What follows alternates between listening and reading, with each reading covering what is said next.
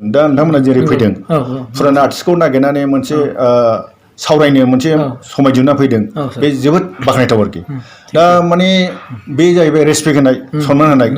माने सेनियर आर्टिस्टखौ सनमान होननानै नोंथांमोना दिनै फैनाय जोबोद वेलकाम आं जोबोद मोजां मोनदों दिनै नोंथांमोन फैनायखौ ना दसे थाथ'थ' बेखौ माने गिगयनानै बिराद खारगुलांदों आरोखि बे खारगुलायनायखौ आङो दासिमबो मासि जामि बेलाय सिनेमा दाफिनसा बिराद गिदों आरोखि बे दा बे मोनसे आंनाव गोसोआव फैबाय थायो ओमफ्राय आं इन्टारेस्ट मोनदों आङो जोबनानै बुजायबाय ओइ जामि जोंनि जानानै खोथा बुं नङाब्ला नोंखौ मिथिबायना आंनि मुङा ड्रागन गाबोन रनजितजों निलिमाजों गारलायनायनि पार्टि लेभिसाननि मिटिं बेवहाय नोङो बर' समाजनि सेक्रेटारि जानानै सारखौहाय बिटिआर इनफो स्टुडिअ इउटुब चेनेलाव बरायनाय सार खुलुमबाय थेंक इउ गोजोननाय थाबाय खुलुमबाय साफ्रोमबो नायगिरिफोरखौ बे समाव नोंथांमोननि खावलायनाय बायदि नोंथांमोना जेरैबायदि थिनदोंमोन नैबे सारनाव थां होननानै दा नोंथांमोननि खोथाखौ जों लाखिनो थाखाय जोङो दिनै सारनि न'आव सफैना दङ दा बे समाव नोंथांमोननो बुंबाय थानाय सावथुन मुलुगाव जायखौ जोङो मा मुंजों मिथियो होनना बुङोबा संगालि मुभियावहाय देगार सिं होननानै सारखौ मिथियो दा बिथांमोना थांनायखाय जों फैबाय दा नोंथांमोना सारनि खुगानिफ्रायनो गासैबो बाथ्राखौ मिथिनानै लादो सारा बबे समनिफ्राय सावथुन मुलुगाव ओंखारजेनामोन ओमफ्राय दिनैसिम सारा मा सावथुन मुलुगाव ओंखारनानै मा हाबा मावबोखो आथिखालाव मा मावगासिनो दङ बे गासै बाथ्राखौ दिनै सारा गावनि खुगाजोंनो नोंथांमोननि गेजेराव खिन्थानानै होगोन दा बे समाव सार आङो सारनि इन्ट्रडाक्सनखौ होग्रोजानो लुगैबाय सारा दा रिसेन्टलि बबे जायगायाव थायो बेखौ आदसा बरायबाय नोंथांमोनखौबो बिटिआर इनफो स्टुडिअ बिथांमोना फैदों आंनि न'आव दा आंनि गुबै मोनसे एड्रेसा आं आसलथे क'क्राझार डिस्ट्रिक्टनिनो सिङाव थानाय रामफुरबिल आनसलिकनि बेलगुरि गामिनिमोन आच्छा आङो दा बावहाय 1995 आव इस्टाब्लिश जाबाय बे क'क्राझार टेङापारा टाउनाव दा बेखिनि आरोखि आंनि एड्रेसा ओरैनो सारा बेसेबां मायथाइनिफ्राय बर' सावथुन मुलुगाव आगान होआमोन सार आङो आंनि गिबिसिन सावथुना चित्तरन्जन मोसाहारि लिरनाय रादायमोन बियो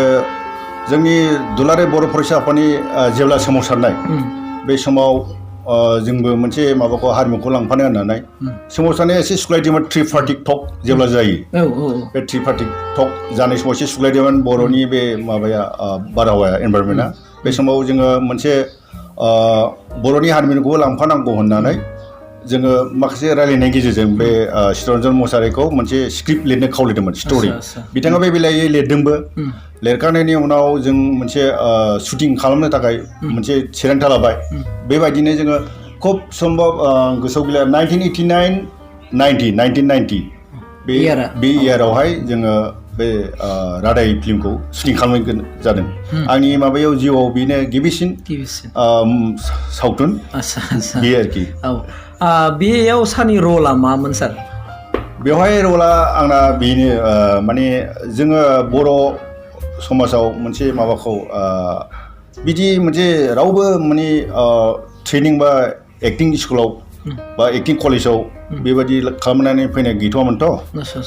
जोङो बेखौ रायलायनायनि गेजेरजों स्क्रिप्टखौ रायलायनायनि गेजेरजों बे रायलायनायनि गेजेरजों जोङो रलखौ राननाय जादों जे एक्टरखौ सोर लागोन हिर'खौ सोर लागोन भिलेनखौ सोर लागोन बेवहाय माने आङो भिलेनखौ आं रिक्स लानाय जादों आं रिक्स लानानै भिलेनाव आं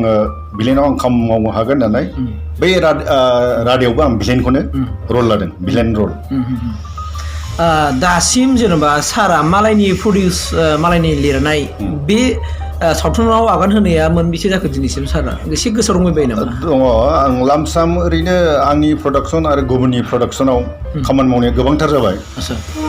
बिनिखौनो लामसाम माने नियार एबाउट 42सो आङो बर' सावथुनाव खामानि मावबाय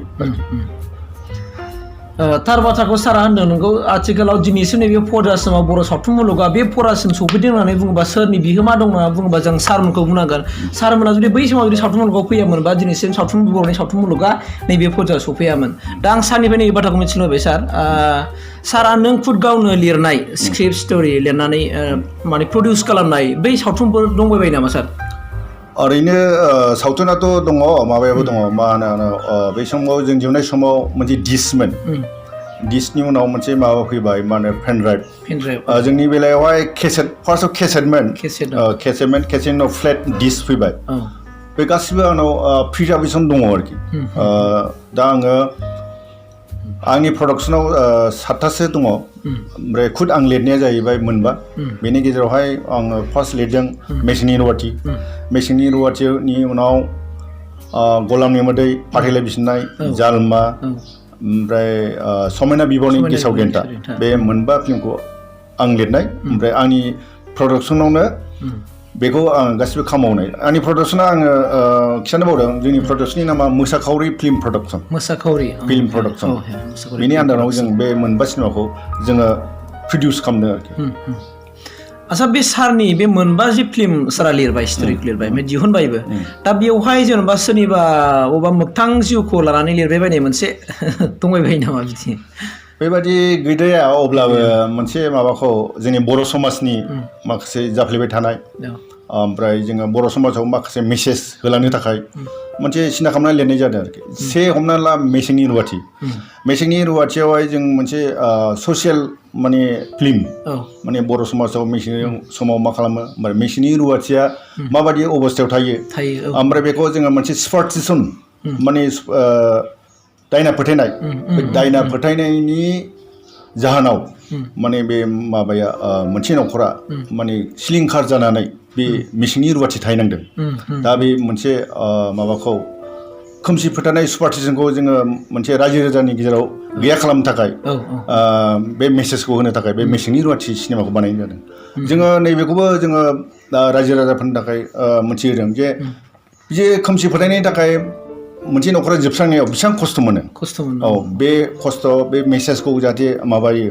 रायजो राजाफ्रा एक्सेप्ट खालामो बेखौ लानानै बानायनाय जादों आरोखि ओमफ्राय जोङो नैबेखौबो जोङो खावलायखादों बै समाव रायजो राजाखौ नायगिरियावनो मोनसे जोङो माबा होदों जोङो बे मेसें रुवाथि सिनेमायाव माने खोमसि फोथायनायखौ जों जेब्लाबो समाजाव जायगा होनो नाङा बे रोखोमैनो माने रायजो राजाफ्रा अनसायनानै लानांगौ आजावनानै लानांगौ माने खोमसि फोथायनाय गैया खालामनायखौ जोङो लाजावनांगौ बेबायदि लानानै जोङो मोनसे मेसें रुवाथिखौ बानायनाय जादों ओमफ्राय सेकेन्ड टाइम आङो माबाखौ फाथैलाइ बिसिनायखौबो मोनसे नोंथां सोंनाय बायदि सोरनिबा जिउजों मिलिदों नामा दा बेबायदि सोंनाया बिराद मोनसे मोजां जादों ओमफ्राय आङो बेबायदि लायाबालानो मोनसे जोंहा बर' समाजाव मोनसे कास्टमारि ल' दं बर' समाजा माने गावनो गाव मोनसे बिसार खुंनो हायो दा बेखौ लानानै मोनसे फाथैलाइ बिसिनायनि बिसारा बोरै जायो दा बेखौ लानानै मोनसे मेसेज होनो थाखाय बानायनाय जादों बेबायदि मोनफा मोनफा मेसेज होनो थाखाय जोङो माने सोरनिबा जिउ खौरांजों गोरोबाबालानो मोनसे माबाजों साननानै मोनसे लिरनानै सिनेमा दिहुननाय जादों आरो थ' भिउआर नोंथांमोना मिथिखाबाय सारा डिटेल भाबै बुंखाबाय मा उद्देश्य लानानै सावथुनखौ दिहुनामोन बिनि थार बाथ्राखौ सारा दिनै खिथाजोबखाबाय दा जोङो सारनिफ्राय बाथ्राखौ मिथिना लाबोसै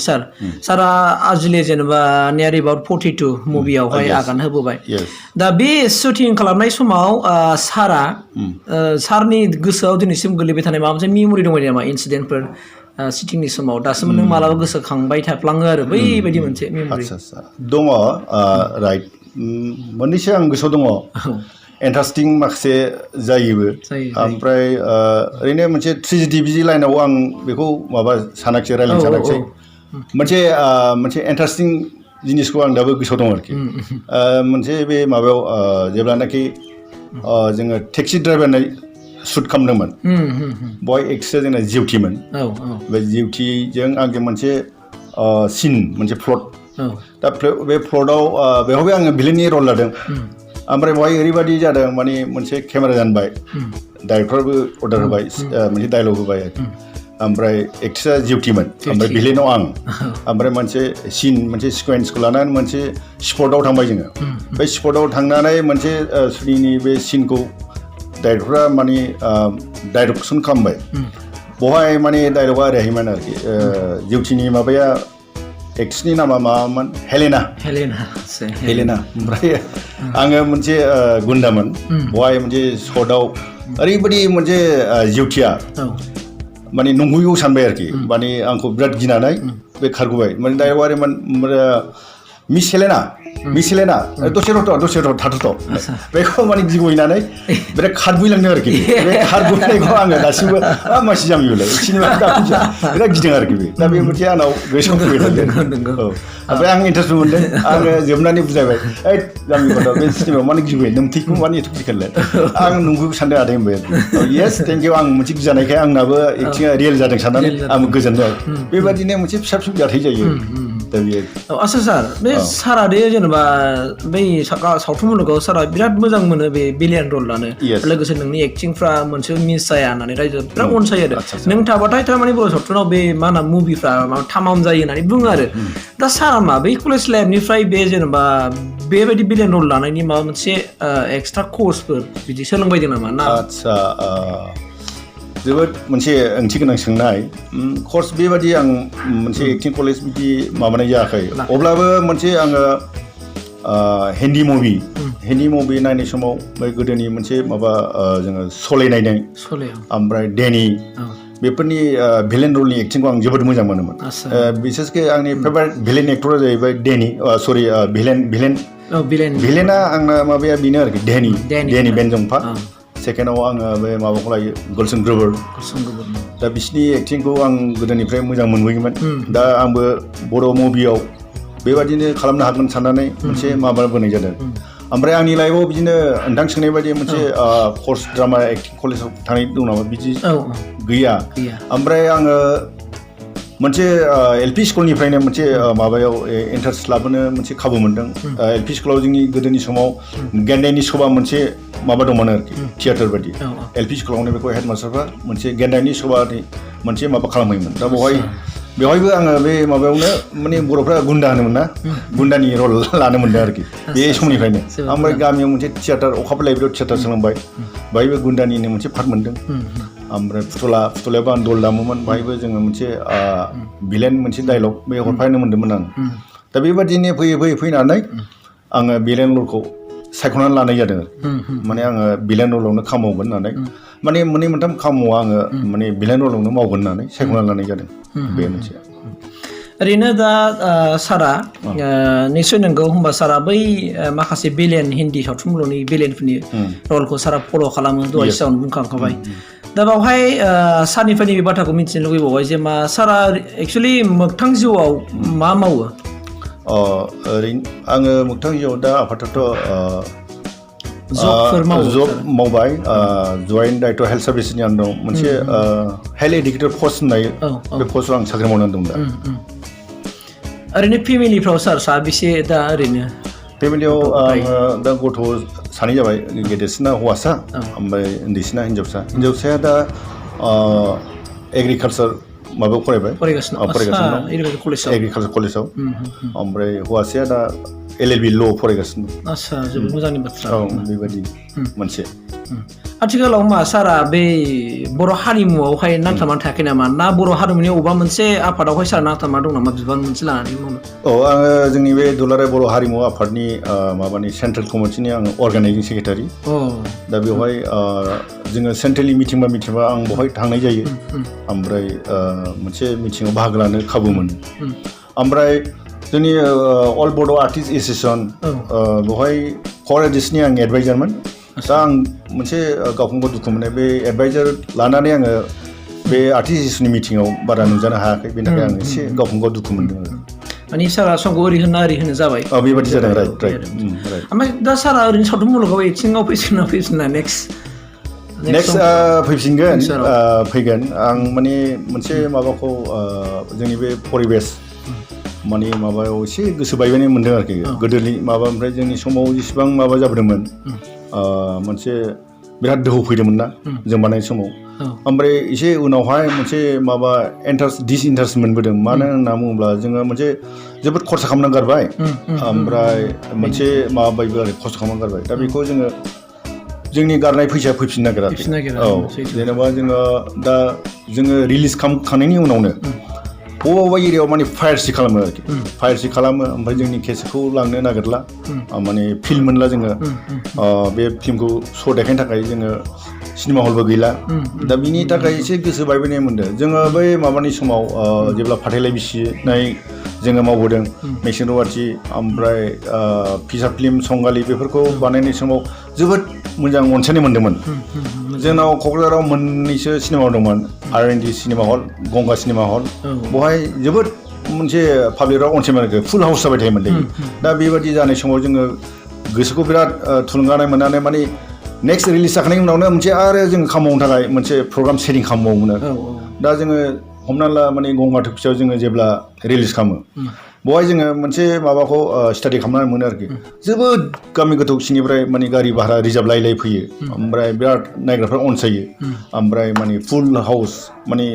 जेबो टिकेटानो मोनसेबो माने आग्लाया आरोखि दा बिदिखौ नुनानै जों जोबोद मोजां मोनोमोन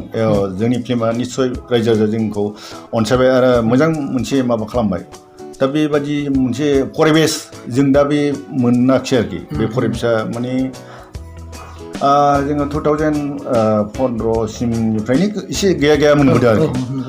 2008सिमा एसे जों मोनबोदोंमोन ओमफ्राय बिनि उनावहाय जोङो एसे खमायनाय मोनबोदों आरोखि अनसायनाय मानाय बिनिखायनो एसे जों बानायनायखौ एसे खमायदों आरोना ओरैनोथ' दा जेनेबा गंगा मा होनो सिनेमा हल